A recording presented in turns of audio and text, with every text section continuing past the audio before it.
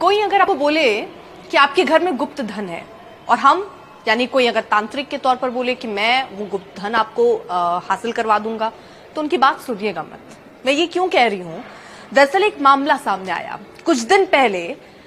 ये सामने आया एक जगह से कि 9 लोगों की हत्या हुई है। मतलब पहले ये कहा गया कि उन्होंने आत्महत्या की है क्योंकि उनकी पारिवारिक स्थिति ठीक नहीं थी, कर्ज में वो डूबे हुए थे, जिसकी वजह से उन्होंने आत्महत्या कर ली।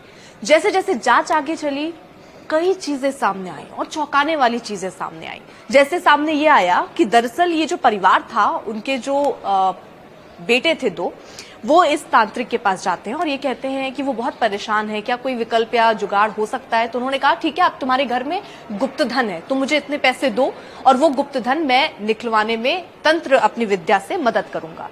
ये दोनों भाई तैयार हो जाते हैं, बाकायदा पैसे दे दिए जाते हैं, लेकिन उसके बाद गुप्त धन नहीं निकलता है। तो ये लोग तांत्रिक से अपने पैसे वापस मांगने लगते हैं कि भाई हमने आपको जो पैसे दिए वो हमें वापस कीजिए, क्योंकि गुप्त धन आप दिला नहीं पाए। उसके बाद इस तांत्रिक ने पूरा प्लान बनाया और ये कहा कि चलिए हम एक और पूजा करते हैं, और उस पूजा में शामिल होने के लिए इन लोगों को वहां आमंत्रित किया गया, इन्हीं की छत पर।